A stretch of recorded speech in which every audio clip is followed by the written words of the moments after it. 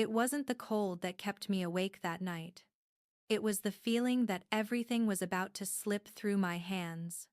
2:47 a.m. Seattle blurred behind a curtain of rain. And I stood in that tiny kitchen, stirring the last scoop of formula like it actually mattered. Like if I mixed it right, something in my life would finally hold together. Leo was fussing in that makeshift crib I built out of an old drawer. I remember whispering, "I've got you," even though I wasn't sure I had anything at all. When he finally fell asleep, the apartment went quiet in a way that didn't feel peaceful. Just empty. The heater had died again.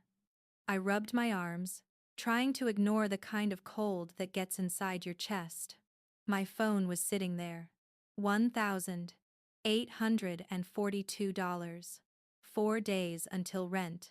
And a fridge that looked like it had already given up on me. 1 carton of milk. 2 eggs. And that tight feeling in my stomach I couldn't shake. Then the phone buzzed. Sharp, out of place. Not like the usual spam. I almost ignored it. But something about it felt deliberate. I picked it up. And there it was. A message that didn't belong in my world. Approval for a $950 million. Transfer. Harbor acquisition. Confirmation request. Everything formatted clean. Too clean. No broken links. No typos. Nothing sloppy. For a second, I just stood there. Rain tapping the windows. Leo breathing softly behind me. And that number staring back at me like it had chosen the wrong person. My first instinct was simple. Scam. It had to be. But then that other part of me kicked in. The part shaped by years of doing low-level project accounting, catching mistakes no one else noticed. And this didn't look like a mistake. The header was perfect. Encryption markers were there, structured the way real money moves. I whispered, "This isn't real." But I still checked. Reed. I searched it. Elias Reed. CEO of Reed Horizons. One of those names you only see in articles you don't usually finish reading. Powerful. Private. Untouchable. My heart started beating harder. Not because I believed it yet, but because I couldn't ignore it anymore. Another notification, waiting for verification. I looked at Leo. Asleep. Small. Completely unaware of the math running through my head. With that kind of money, I could fix everything. My mom's house. Leo's medical bills. Every late notice. Every quiet panic. But I also knew something else. One wrong move. One greedy decision. And I wouldn't just lose this.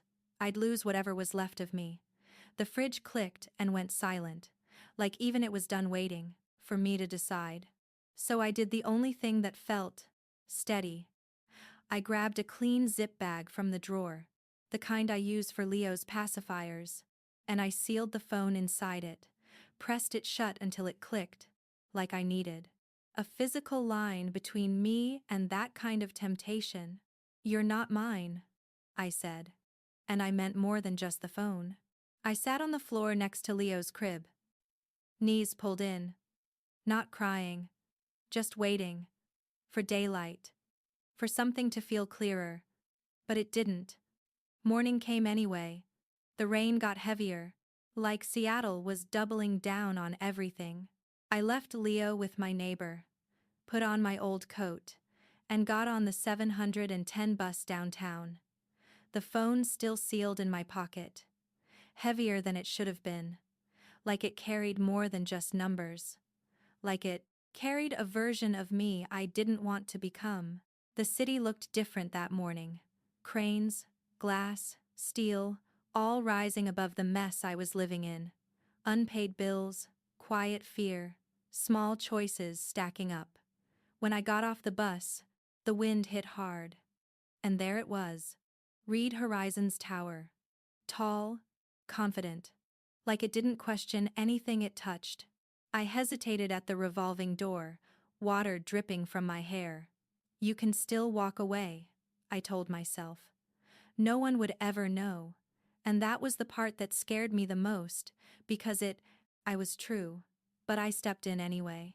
The lobby felt like another world. Polished. Controlled. People moving like they had somewhere important to be. Like their lives didn't depend on 4 days and $1,842. The security guard looked at me, took in the wet coat, the tired eyes. "Can I help you?" he asked. I pulled the sealed bag out, held it up. "I need to return this." My voice didn't shake. "Not yet."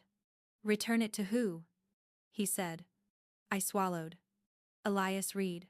He blinked, unsure if I was serious or just lost. "Do you have an appointment?" "No," I said. "But he's going to want this back." And for the first time, I realized I believed that. The receptionist looked up, curious, careful. "And your name?" "Ava Collins." I exhaled slowly. "I'm here to return something that isn't mine." The words landed heavier than I expected, like I was saying them to myself as much as to her. She hesitated, then picked up the phone. "Please wait." I stood there, still, marble floors reflecting everything back at me, the rain streaking the glass behind me like the night hadn't fully left yet. Then a soft chime, footsteps approaching. "Miss Collins, follow me." I did, walking past offices where no one looked up, my reflection following me in every piece of glass.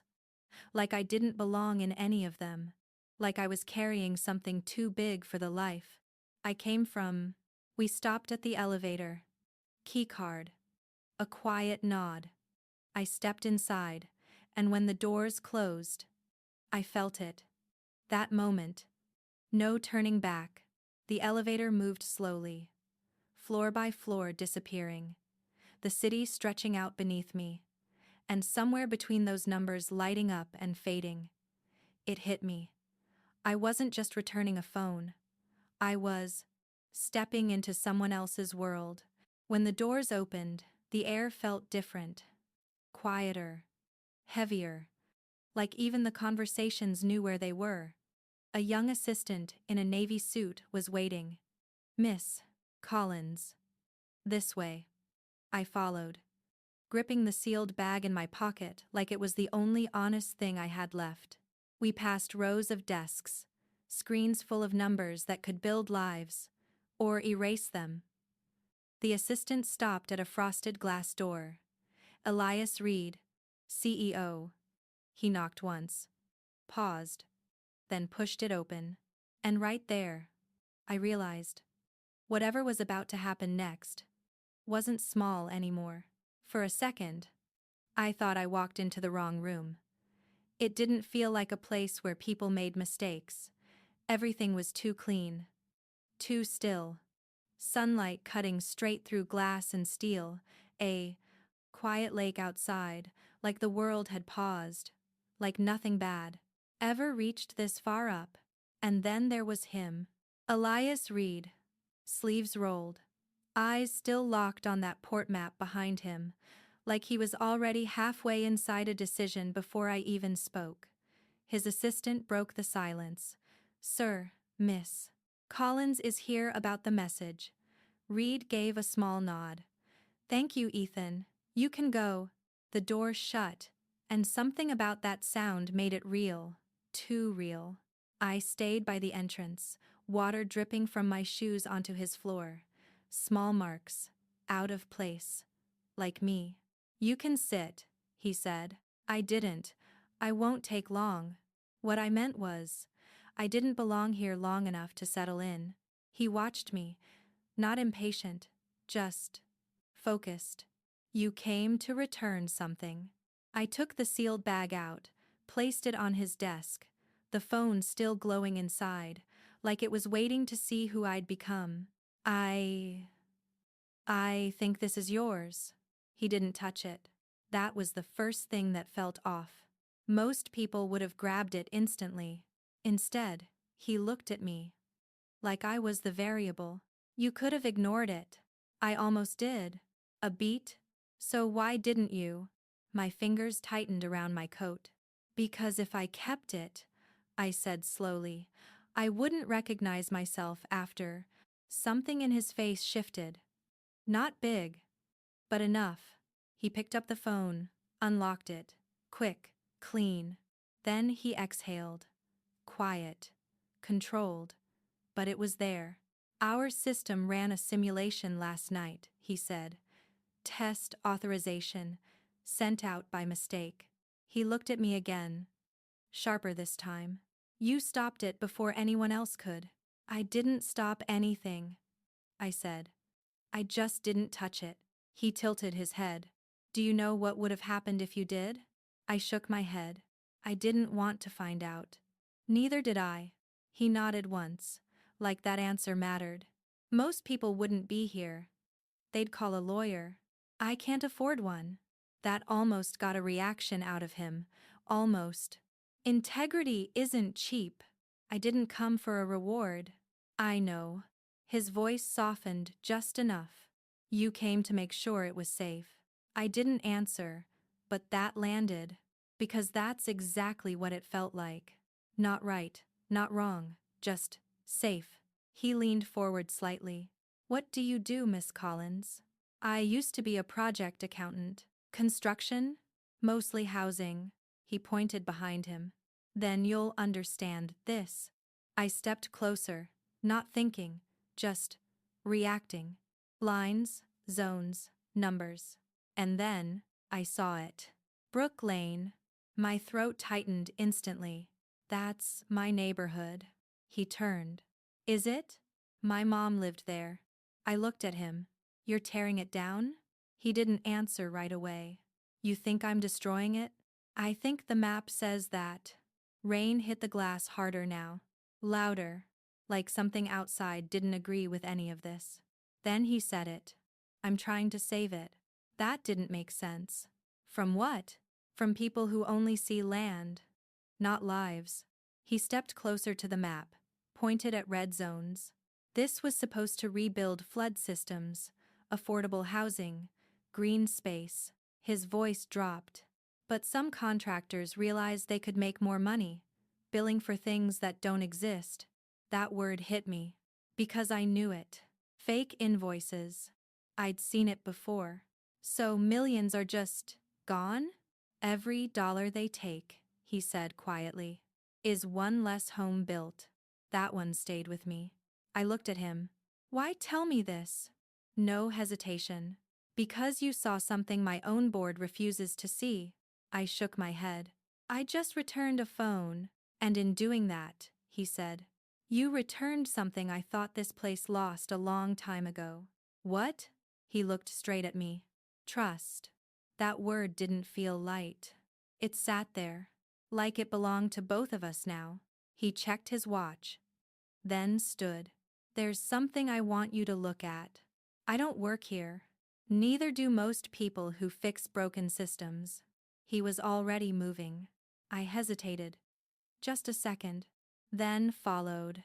The hallway was quieter. Voices lower. Careful. Like everyone knew numbers here could ruin lives. Printers humming. Servers buzzing. Rain outside spreading like ink. When we reached accounting, he handed me a thin file. I can't prove fraud yet, but something's wrong. I opened it. Columns, codes, flood costs doubled overnight. And then, I saw the name, Harland Subcontractors. And that's when it hit me. This wasn't just his problem. This was the kind of thing that had already taken everything from people like me. I didn't need more than a few lines to know something was wrong. I had seen this before. Smaller projects, smaller lies, but the same pattern. Padded safety budgets, consultants that didn't exist. Numbers that looked clean until you sat with them too long. I've seen this before, I said quietly. More to myself than to him. Reed didn't interrupt. He just watched. like he was waiting to see if I would stop or go deeper. "Would you be willing to take a closer look?" he asked. That question felt heavier than it should have. "You don't even know me," I said. He didn't hesitate. "I know what kind of person returns $1 billion she doesn't own." That stopped me. Completely. Because for a second, I didn't know if I was that person, or just someone who hadn't been tested enough yet. The hallway lights caught in his eyes, rain blurring against the glass behind him. Everything felt too still. He handed me a card. Simple, clean. "If you change your mind, call me. No pressure." I took it. Our fingers brushed, just for a second. And I felt it. Not weakness. Control. Stretched too thin. "You did the right thing, Miss Collins," he said quietly. "That doesn't happen much here." I turned to leave. But before stepping into the elevator, I looked back. That map, harbor, same streets, same rain. But now, it wasn't just a place anymore. It was a question. The bus jerked hard when it hit a puddle. Water splashed across the window. I barely noticed. The file from Reed Horizons sat on my lap, edges damp. Leo asleep against my shoulder. Warm, steady. The city blurred outside, lights folding into fog. Every light felt like it was asking me something. Why me? Why trust someone like me? I opened the file again. Rouse. Numbers. Vendor IDs. Payment dates. Flood control invoices. Duplicated. Same week. And then I saw it. Harland Co. Contractors. That name didn't feel new. I traced the numbers slowly. Each inconsistency sharper the longer I looked. Someone wasn't just stealing. They were hiding it inside something people wouldn't question. Storm infrastructure. Who questions that? My stop came too fast. I grabbed the file, stepped off, climbed the stairs to my building. The hallway smelled like rain and detergent. Same as always. Nothing had changed. Except everything had, inside. I set Leo down, sat at the table. The fridge hummed. That low, steady sound that usually calmed me. Not tonight. For years, I had seen this kind of thing. Quiet tricks. Numbers adjusted just enough. Enough to make executives richer. And everyone else invisible. And now, it was back. Bigger, louder, harder to ignore. My phone buzzed. Unknown number. I almost didn't answer. "Miss Collins," the voice said. Calm, controlled. "This is Andrew Miles. Harland Co." My stomach tightened instantly. "How did you get this number?" "We have people inside Reed Horizons," he said. Smooth, like this was normal. "And we understand you've seen certain documents." I didn't say anything. "I'm calling to make things easier for you," he continued. "A woman in your position shouldn't have to struggle." That word, struggle, hit harder than it should have. "You returned the phone. That was the right decision." A pause. "Let us show our appreciation." Another pause. Longer. $300,000. Cash. Delivered discreetly. "All you have to do is stay quiet." I stared at the rain on the window. My hand moved, just slightly. "Is that what you call appreciation?" I asked. "It's an opportunity," he said. "Not everyone gets one." Then his voice shifted. "Just enough. Take it, or you might regret it." The line went dead. Silence again. Leo stirred. Small sounds. I reached for him. Instinct. Then stopped. My hand froze halfway. I looked at the file. Those numbers didn't look harmless anymore. They felt dangerous. The knock came 5 minutes later. 3 short taps. Too precise. I turned off the light, heart pounding. Looked through the peephole. No one. Just an envelope. Taped to the door. I waited until the footsteps were gone. Then opened it. No note, no name. Just cash. Stacks. thick, heavy, smelling like cologne and something else. Power. For a second, I couldn't breathe. That kind of money could erase everything. Years of worry, bills, fear, all of it. I set it next to Leo's bottle and just stared. Then I whispered, "No, not like this. Not this version of me."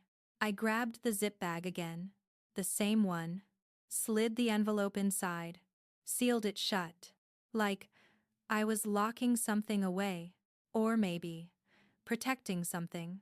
The next morning, gray sky, heavy. I went back to Reed Horizons, same bag, different weight. Security recognized me. Back again? Yes. I need to see Mr. Reed. Minutes later, I was standing in front of him again. He looked up, surprised. "You found something?" I placed the bag on his desk. "Someone found me." He opened it, saw the cash. His expression tightened. "Where did this come from?" "Your contractor," I said. "A. Harland." Silence. Rain filled the room. "They tried to buy you," he said quietly. I nodded. 300,000. To stay quiet. He exhaled slowly, jaw tightening. And that's when I knew. This wasn't just about money anymore. This was about who gets to decide what the truth is worth. For a second, I actually wondered if I should have called the police, and then I heard my own voice answer back and tell them what? That a single mom got offered cash after walking into a billionaire's office with a mistake that wasn't hers. Reed was watching me, not judging, just trying to understand. "You could have kept it," he said. "I know. Then why didn't you?" I looked straight at him. "Because I'm already tired of owing people." That landed harder than I expected. The room went quiet. Not empty, just still. Something in him shifted. I could see it, like whatever he usually hid behind, slipped for a second. He leaned back, studying me differently now. "You said yesterday you weren't here for a reward." "I'm not," I said, then added, "because it felt more honest. But I'm not going to pretend I'm not scared either." He nodded once. Slow. "Then let's make it official." That word, official, it changed the air. "If they're willing to pay you to stay quiet," he said, "it means you're close to something real." He stepped closer. "Work with me, Miss Collins. Help me prove it." I hesitated. Not because I didn't understand, because I did. Too well. "I don't think I belong in your world." He shook his head immediately. "You stepped into it the moment you brought that phone back." Rain hit the glass harder, louder now. "Now, we finish what you started." That line stayed with me longer than anything else he said. The next morning, Seattle looked the same.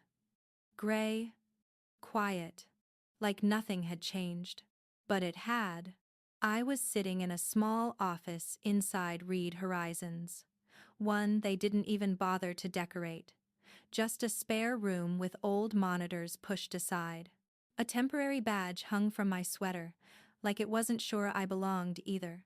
The fluorescent light buzzed overhead, steady, cold, and in front of me, stacks of reports, expense sheets, vendor logs, every line, something to question, every number, something to doubt.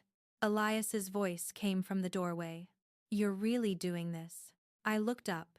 "You asked me to help. I didn't expect you to start before sunrise." I gave a small smile. "Single moms don't wait for the world to wake up." He stepped in. "Set 2 coffees down. Black or sweet. Depends how bad it gets." He almost smiled. Then black. For a second, it felt normal. Then it wasn't. Hours passed. I stopped noticing time. Only patterns. Flood barriers built twice.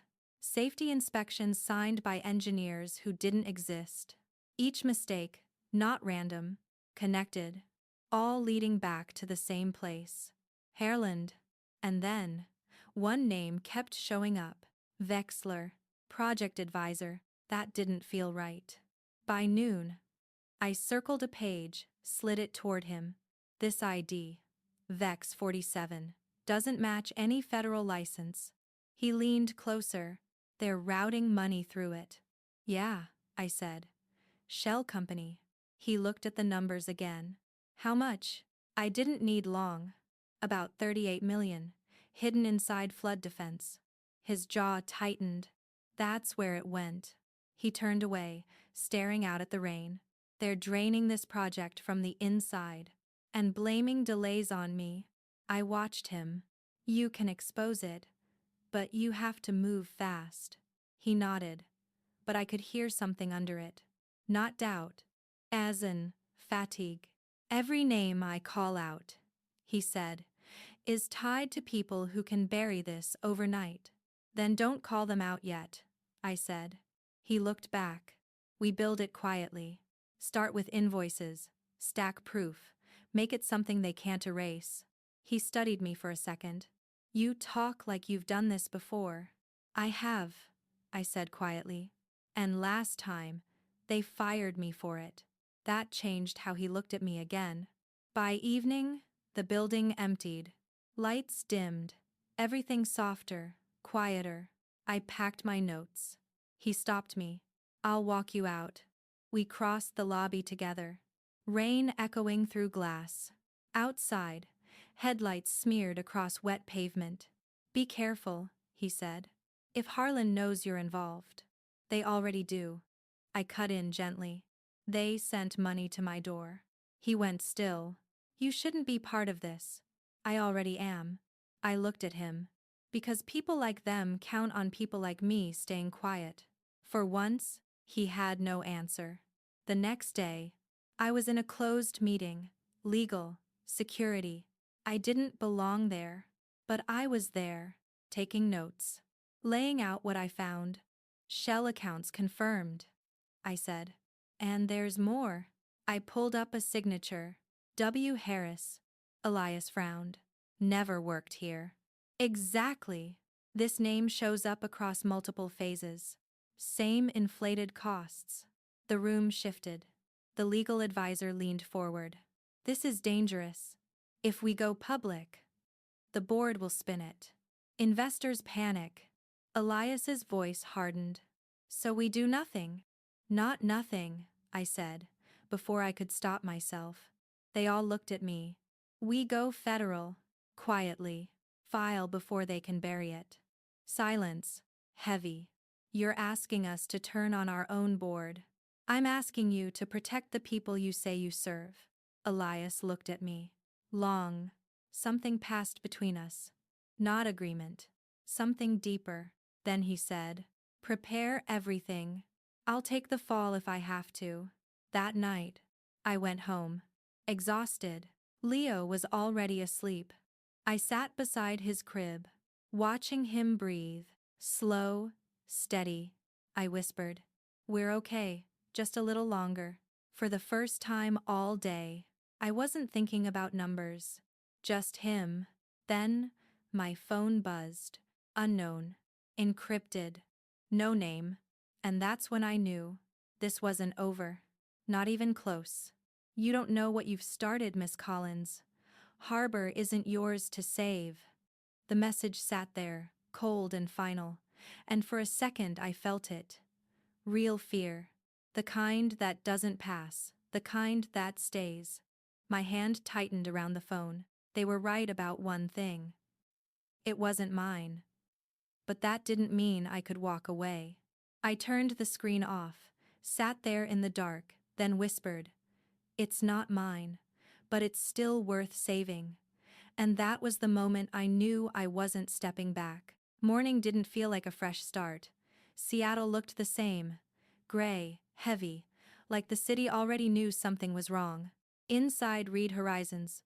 I stood by the copy machine, feeding documents through one after another, paper after paper, each one proof, each one something they couldn't erase if we moved fast enough. My eyes burned from lack of sleep, but stopping felt worse. At 8:15, Elias walked in. coat damp from the rain. How long have you been here? Since 4. You're going to burn out. Not before they do. I meant that more than I should have. He didn't smile. Not really. There was something else in his eyes. Concern. We moved into the small project lab no one used. On the whiteboard, I had drawn everything out: lines and connections, Vexler, Harland Co., procurement chains, and at the top, one phrase: internal leak. Elias circled it slowly. We still don't know who's feeding them. Leaks don't come from nowhere, I said. They come from access. Only 6 board members can see these codes, which means it's someone close. That part landed harder than anything else. He nodded, jaw tight. Every move I make now, they'll see it. Then don't make the move, I said. He frowned. I will. Then let me. I met his eyes. I'm invisible here. No one notices the woman with a temp badge. He hesitated, then nodded. All right. If anyone asks, you're auditing legacy accounts. Keep your phone off grid. By noon, I was 2 floors down at an empty workstation, tracing emails, not reading them but feeling patterns. Repeated timestamps, renamed attachments. That's how people hide things. They don't erase, they bury. And then I saw it. An internal harbor care email forwarded out to marmacholdings.com. My stomach dropped. I checked the sender ID again. C. Densor. The same man who stood in front of cameras talking about ethics. I didn't think. I copied everything. Metadata, routing, saved it to a drive, and moved fast. Elias was in a meeting with legal when I slipped him a note. Need 5 minutes, urgent. He stepped out. What is it? I handed him the drive. I found your leak. He didn't blink. Who? Densor. His expression changed. You're sure? I traced an authorization file sent directly to Marmac Holdings. It's tied to Harland. He looked at the drive like it weighed more than it should. That's how they knew everything before we even started. Exactly. I lowered my voice. You need to move now, before he cleans it. He was about to respond when his phone vibrated. He checked it, and everything shifted. He turned the screen toward me. Breaking news. Anonymous leak. Internal audit. Read horizons. Corruption. My throat tightened. That was our data. We both knew it. We were too late. After that, everything moved fast. Reporters filled the lobby, phones ringing, the board calling emergency meetings. By evening, his office was packed with lawyers and PR, voices overlapping. I sat in the corner, watching him hold the line. You realize what this means? One of them snapped. Federal investigation. Stock crash. They'll blame you. Elias didn't raise his voice. If the truth is out, it's worth it. Not if it destroys the company, the lawyer said. He turned to me. We need to know who leaked it. Did it come from your system? My stomach twisted. No, but the files were on my drive. He inhaled sharply. Then someone accessed your station. They knew I was working with you, I said. He met my eyes. And now you're exposed again. That night, security walked me out. The city was louder. Sirens, cameras, vans circling the tower.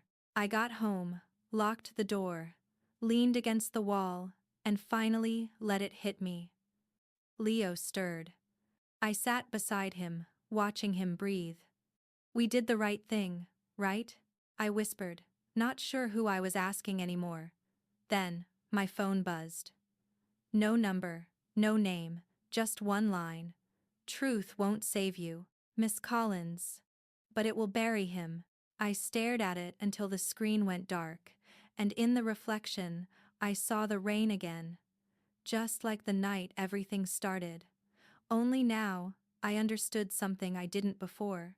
Doing the right thing wasn't the end of the story, it was where the storm began. By the time I saw the headlines, it was already bigger than us. $1 billion project scandal. Federal scrutiny. CEO, under investigation. Read Horizons, was everywhere.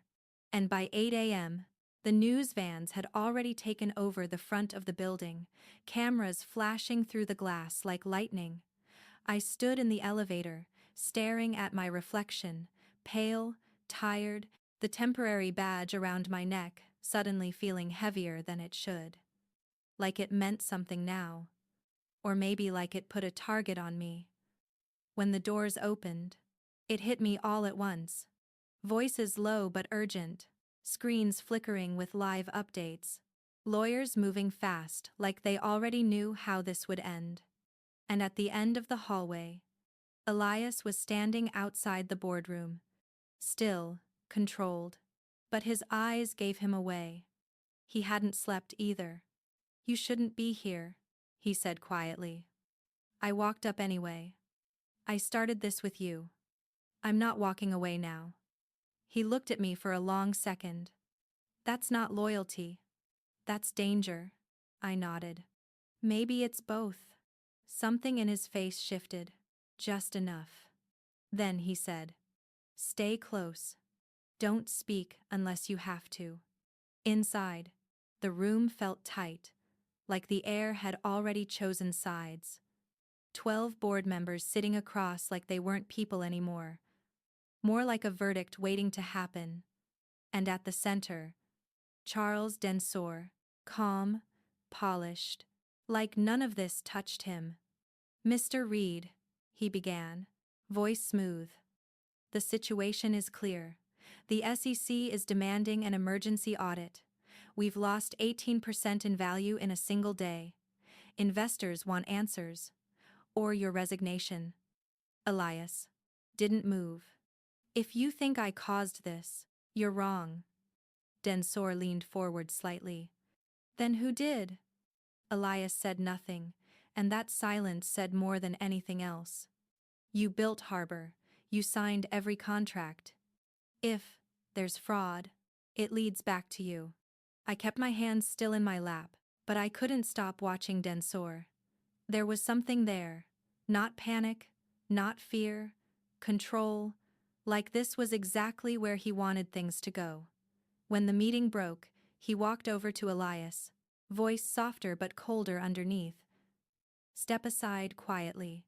Protect what's left." Elias didn't flinch. "I protect the truth. Not whatever this is." Densor's jaw tightened just a fraction. "Be careful. You don't know who you're up against." He walked away. Before Elias could answer. But under his breath, Elias said, "Now I do." That night, he called me back to his office. The desk covered in printed articles, headlines circling like they were waiting for him to fall. He poured coffee, steady hands, but something underneath wasn't. They locked everything down. Internal systems frozen. Federal agents in 48 hours. I didn't sit. Then, "We give them everything." He shook his head. "They won't trust it. Not after the leak. It looks like we're covering ourselves." I felt something settle inside me then. Not fear. Something sharper. "Then we don't go through them." He looked up. "What do you mean?" "We go around, whistleblower, channel, direct to federal." He didn't answer right away. "That means pulling the foes' source files before they're wiped," I said, "before Densor gets to them." For a moment, neither of us spoke. Just the rain hitting the glass. Then he nodded. "If we do this, we do it clean. No shortcuts." I met his eyes. "I don't do shortcuts." He almost smiled. "You really don't scare easy." I looked out the window. Fear doesn't fix anything. Later that night, the building felt different. Quieter, like it knew something was about to break. I scanned my badge, rode the elevator down to the basement, the archive level, servers humming like something alive. Elias was already there, typing access codes. I handed him the drive. This mirrors everything. He paused. Once we take this, there's no going back. I shook my head. There wasn't any going back the moment I walked in here. The transfer started. Numbers climbing. 32, 47. And then the screen flashed red. Access terminated. Admin override. Elias swore under his breath. He's shutting us down.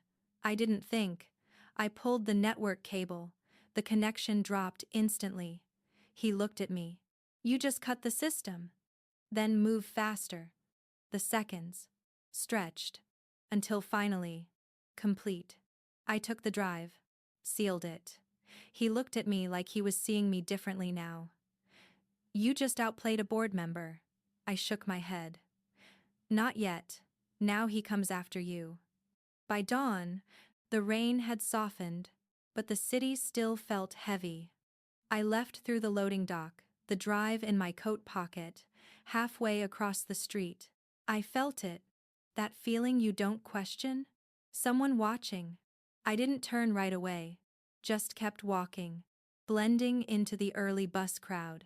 And when I finally glanced back, the black car that had been sitting there was gone, like it had never been there. But I knew better. This wasn't over. Not even close. When I got home, I sat by the window, the drive in my hand, Leo asleep in the next room. And for the first time, I understood something clearly. This wasn't just about proving anything anymore. It was about surviving what came after. It didn't look like much. Just a small silver drive, light enough to forget in your pocket. But I knew better. Everything we had, everything they were trying to hide, was inside it. Leo shifted in. His crib.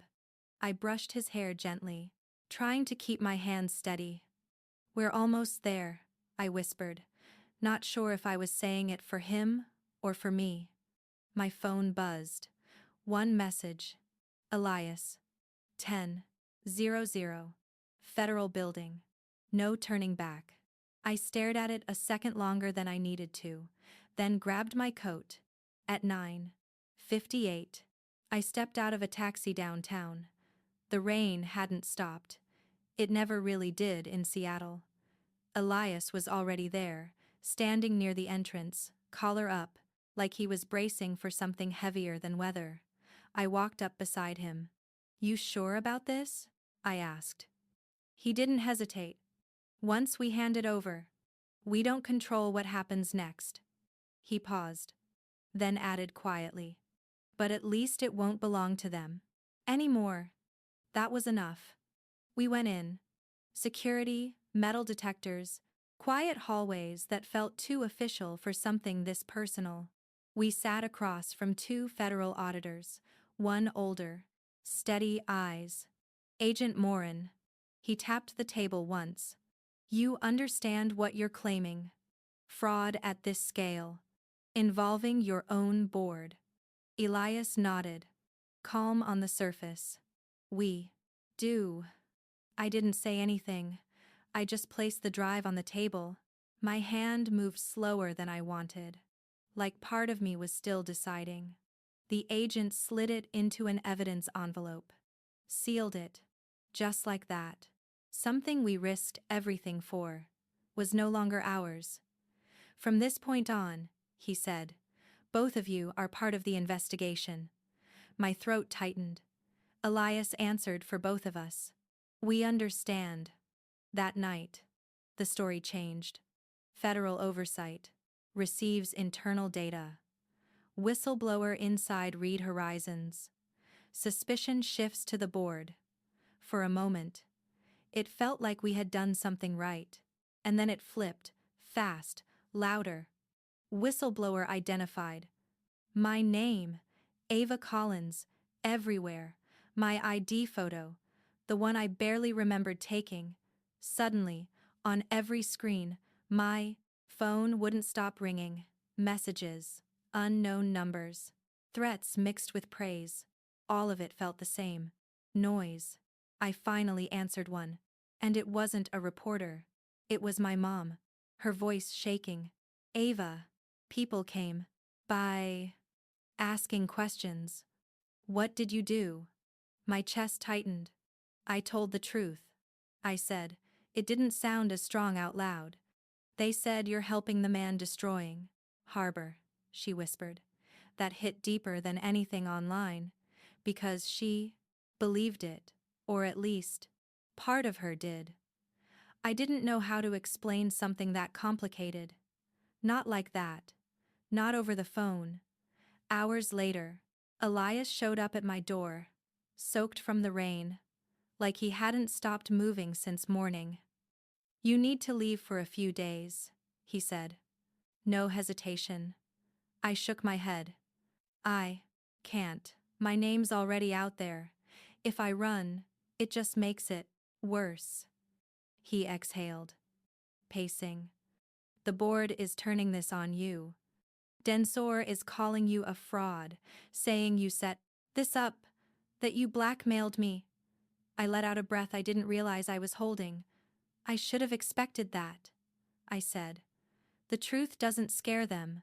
Losing control does. He stopped pacing. Looked at me. Something softer in his voice now. Ava. This is what they do. They break people like you. Until you stop.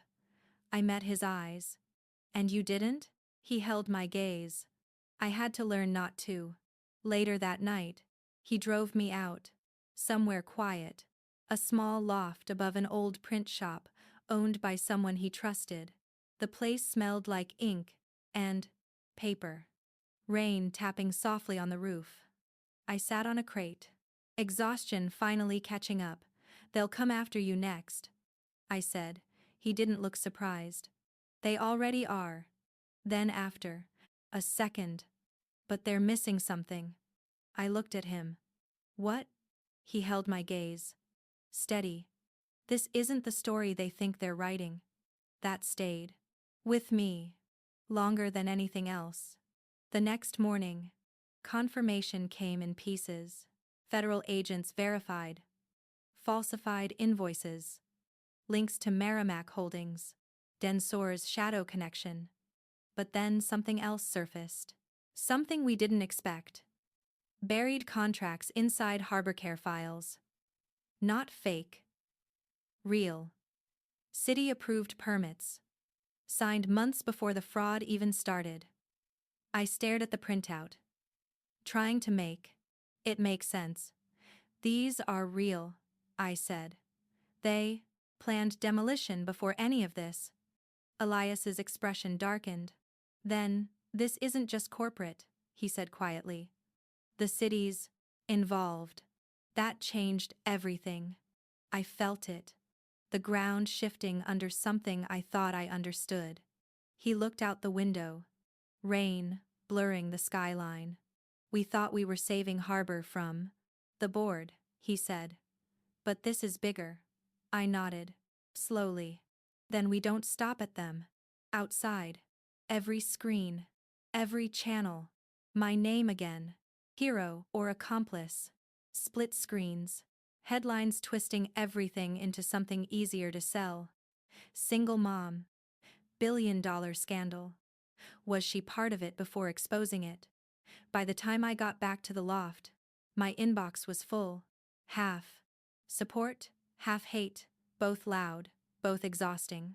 Elias was already there, sitting in front of the TV, muted. The blue light washing over the room. He didn't look up. They turned it into entertainment. I dropped my coat on the chair, sat down slowly. They always do. I said, if they can't destroy the story. I looked at the screen. My own face. Staring back. They destroy the people in it. Then we don't stay quiet, we stay louder than the lie. I remember thinking that sounded stronger than I felt, but at that point, feeling didn't matter anymore. That evening, I watched Densor on every screen. Calm, polished, like none of this touched him. We regret the actions of Mr. Reed and Miss Collins, he said, like my name belonged in that sentence, like I had chosen any of this. Falsified data, personal gain. I clenched my fists without realizing. It wasn't just denying it, he was rewriting it, turning us into the story people could accept, criminals, easier than the truth. Elias didn't react the way I expected. He just sat there, writing, slow, steady. "What are you doing?" I asked. "Not for them," he said. "For the people who still work here." He handed me the page. I read it once, then again.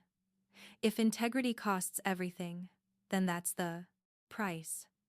Harbor wasn't built for profit. It was built for people. I looked up. "You'll lose everything if you say this."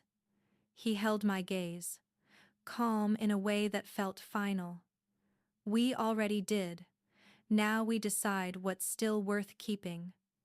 Later that night, my phone rang. Unknown number. I almost ignored it, but something told me not to. "Miss Collins." The voice was steady, official. "Agent Morin. We need you in immediately." My chest tightened. What happened? A pause. Then, "We traced the money. One payment went to a city council member." For a second, I didn't understand. Then it hit. "You're saying the city knew?" "Worse," he said. "We believe the permits were altered after the fact, to cover it." Everything went quiet in my head, like the ground had shifted again. "We'll need your statement." "And the drive?" I hesitated. "It's not safe here." Then, "Don't let it disappear," he said, and the line went dead. The next morning felt heavier, like even the air had weight. I sat beside Elias in the car outside the federal building. Neither of us spoke at first. He finally said, "If this reaches the city level, it won't stay a company problem." I nodded. "It means they'll try to bury all of it." He looked at me. "Then we make sure it matters before they do." We walked in together. Cameras, whispers, that same cold echo, in places where decisions get made. Agent Morin led us into a smaller room, 2 files waiting.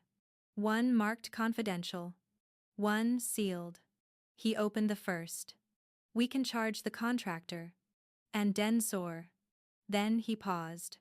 "But the city, that's different." I felt it before he said it. "We need you to testify, publicly."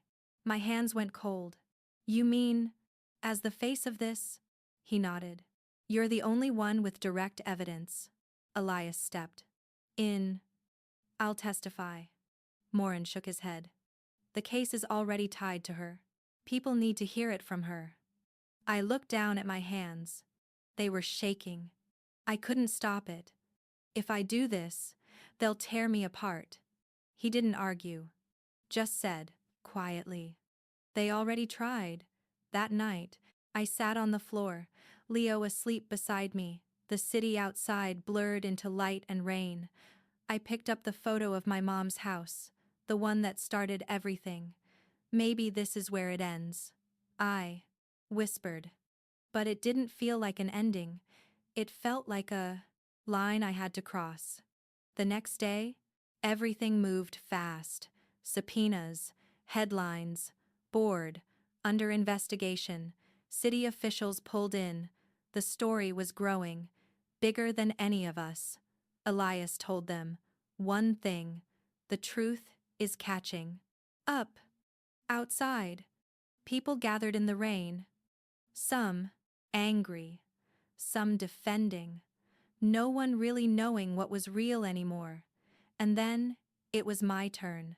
I stepped up to the podium, hands colder than they should have been, voices everywhere, cameras, waiting. For a second, I almost forgot how I got there. Then I said, "My name is Ava Collins." My voice shook once, just once. I wasn't supposed to be part of this. I was just trying to survive.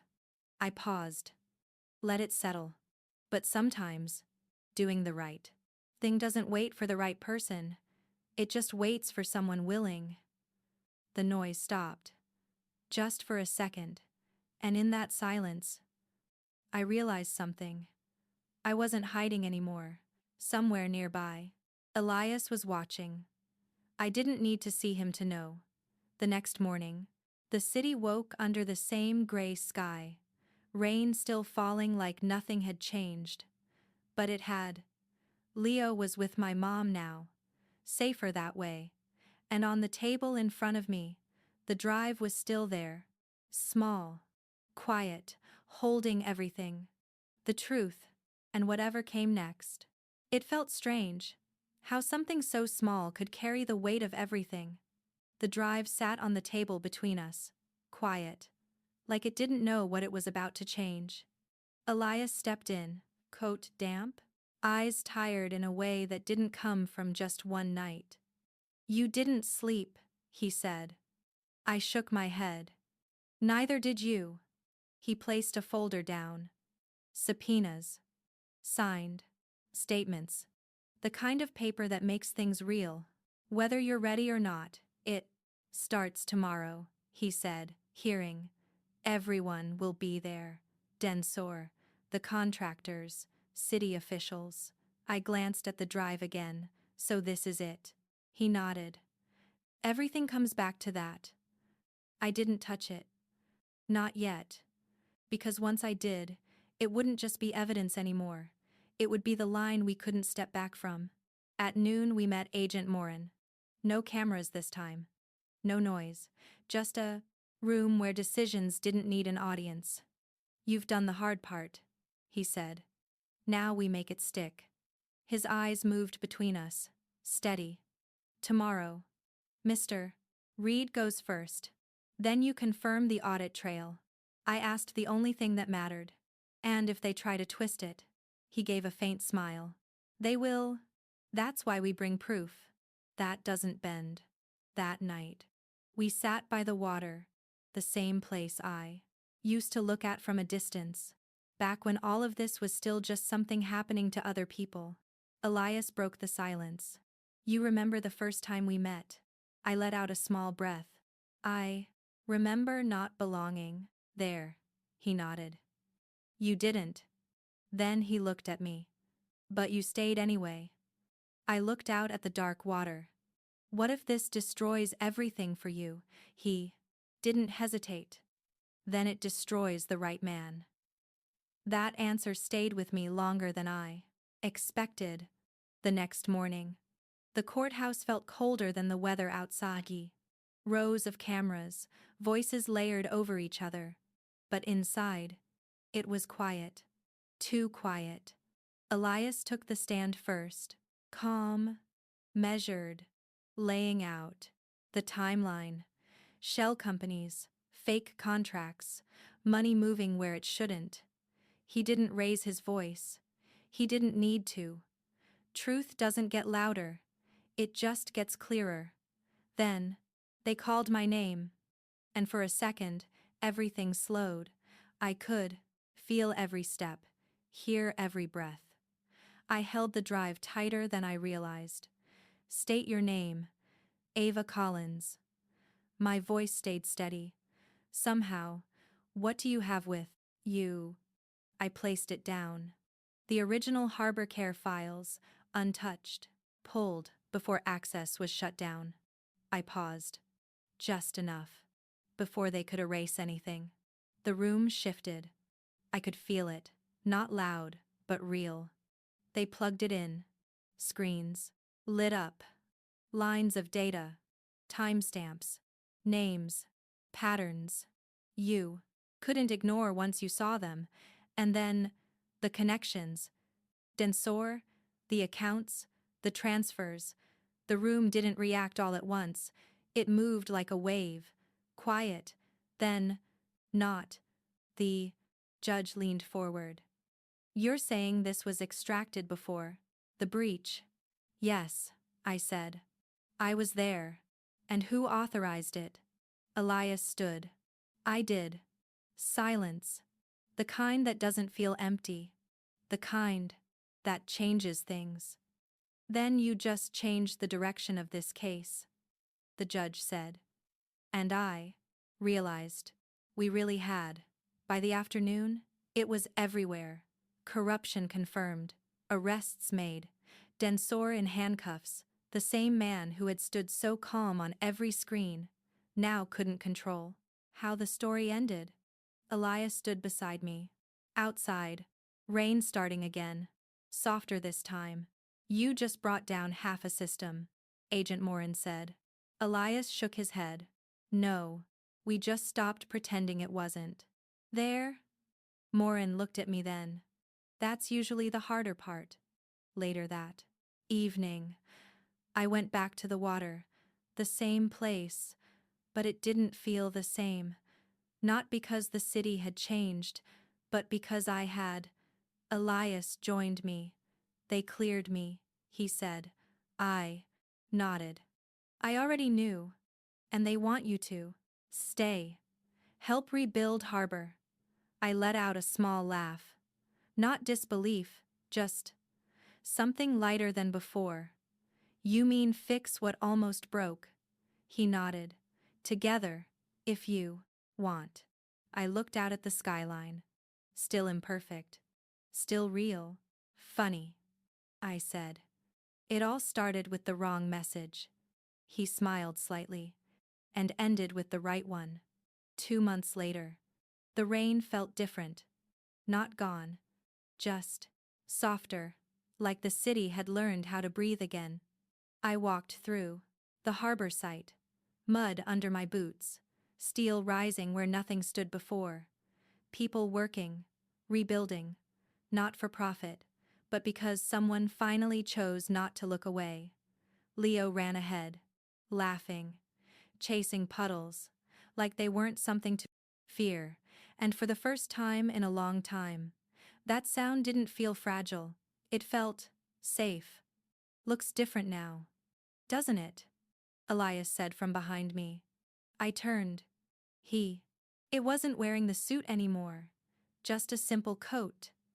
Like he had left something behind for good. They approved everything, I said. Housing. Green space. Medical wing. He nodded.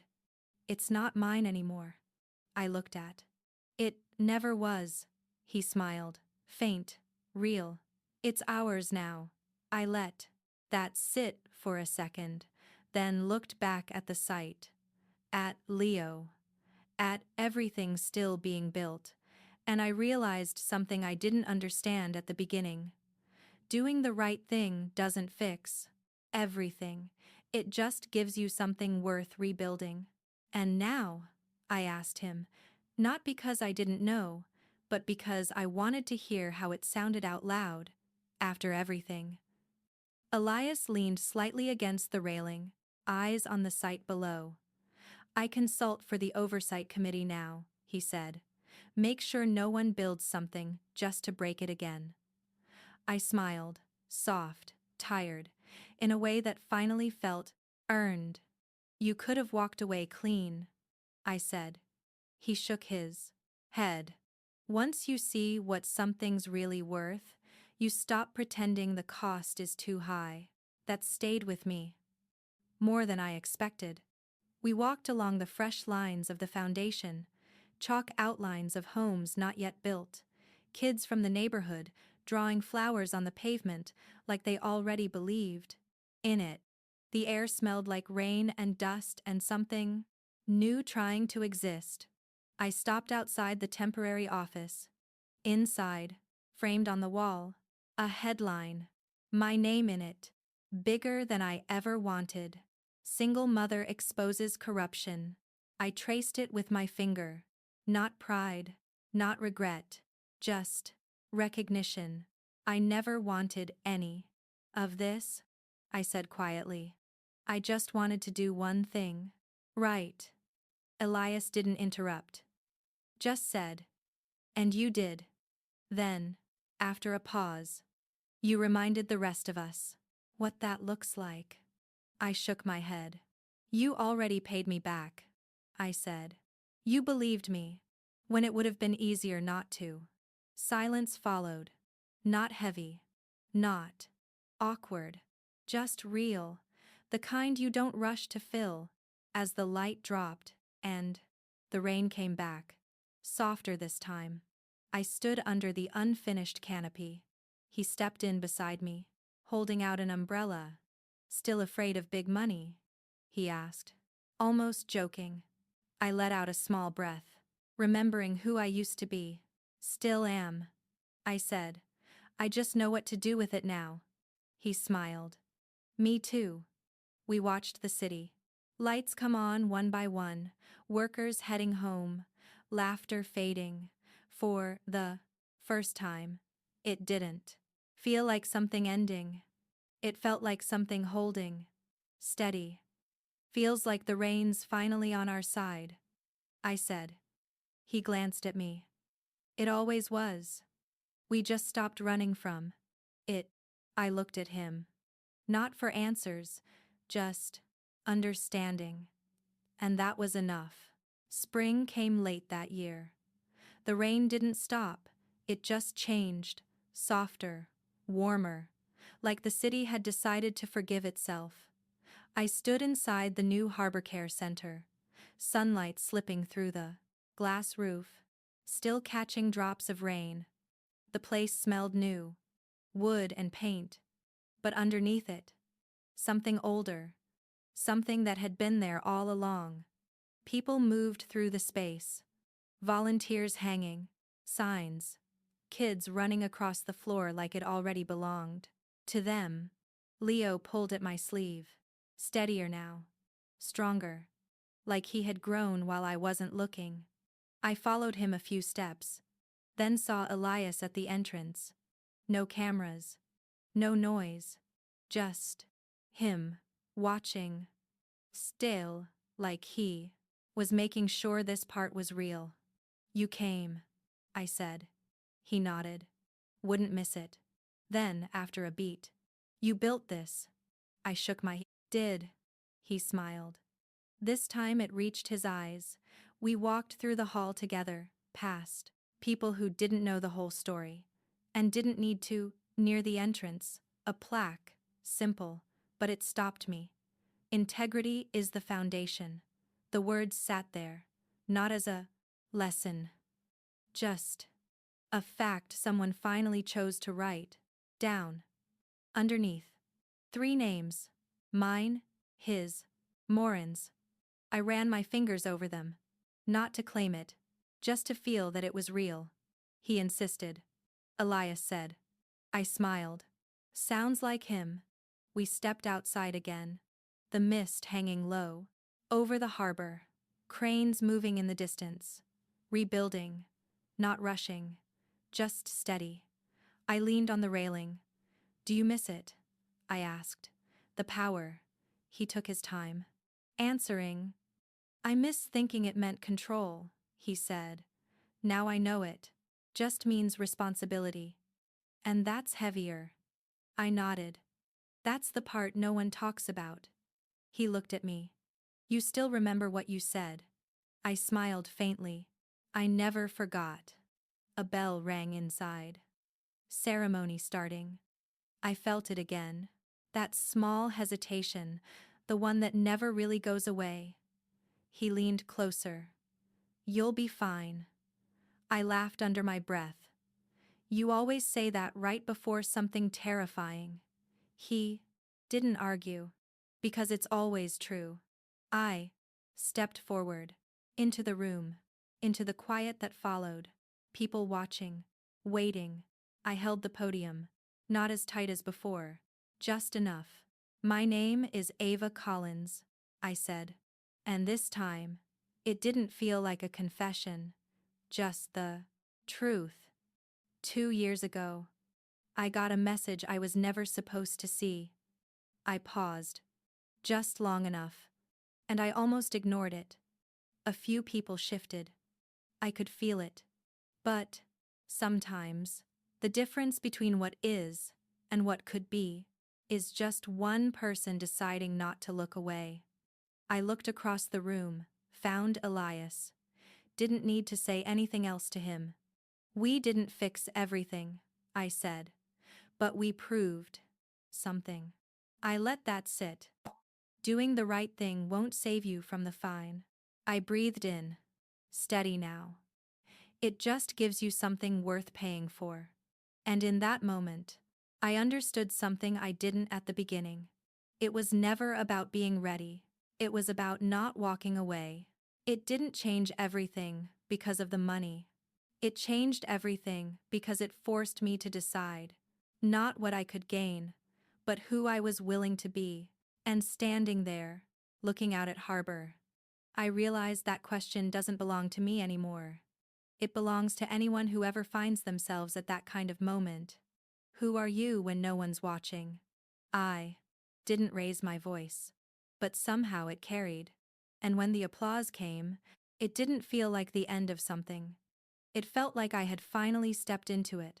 Outside, the sky was clear for once. No rain, just quiet. Elias walked up beside me, holding 2 cups of coffee. Like nothing else needed to be rushed anymore. No noise. No cameras, he said. Just this. I took the cup, the warmth grounding me in a way I hadn't felt in a long time. Feels strange, I said. He looked at me. Good strange. I nodded. Yeah, like the kind of calm you don't trust at first, because you're used to the storm. He smiled faintly. We raised our cups. To harbor, he said. To doing the right thing, I added. Even when it costs more than you thought you could afford. For a while, we just stood there, listening to the city breathe again. Leo's laughter drifting from inside, simple, real, and enough. I looked out at the water, then back at him. Sometimes I wonder, what if I ignored that message? He didn't answer right away, just a quiet smile. Then, maybe someone else would have gotten it, he said. But I don't think they would have done what you did. I held his gaze. Steady. Maybe that's why it came to me, I said. He nodded. Maybe it did. The rain started again. Soft this time. Not something to fight, just something that belonged. And as it fell over harbor, over the homes, the people, the lives slowly being rebuilt, I understood. Something I didn't at the beginning. Doing the right thing doesn't make you fearless. It just shows you what matters enough that you're willing to face the fear anyway. And if I can say this, not as advice, but just from where I stand now, don't wait until you feel ready to choose what's right, because most of the time, you won't. The moment will come when you're tired, unsure, maybe even scared. And it won't ask if you're prepared. It will only ask if you're willing. But I also know this. Not every situation is clear. Not every story gives you all the facts. Sometimes, what feels right can still cost you more than you expect. So, don't take my story as a rule you have to follow. Take it as a reminder that every choice has weight, and only you can decide what you're willing to carry. If you've stayed with this story until here, maybe a part of it felt familiar. Not the scale, not the money, but that quiet moment where something inside you already knows. Those moments matter more than we admit. If this story meant something to you, even just a little, you can leave a like or share what you would have done. Sometimes, one honest thought is enough to help someone else see their own situation differently. And if you want more stories like this, real, imperfect, but honest, you can subscribe and come back anytime. As for me, I'm still learning, still choosing, just like everyone else.